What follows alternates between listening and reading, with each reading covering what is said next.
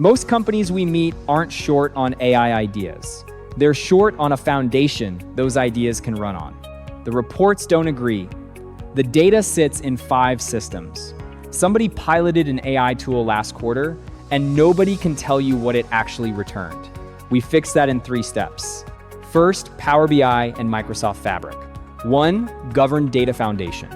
So every report and every agent is working from the same numbers. Second, Microsoft Copilot and AI. Agents and automation that do real work inside your business processes, with approvals where they matter and monitoring on what they cost.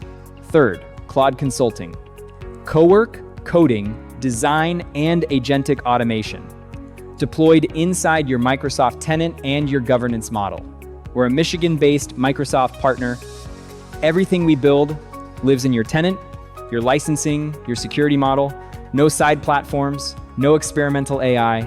Start with a short AI readiness and adoption assessment, where you stand, what's worth doing, and what it's worth. Let's talk.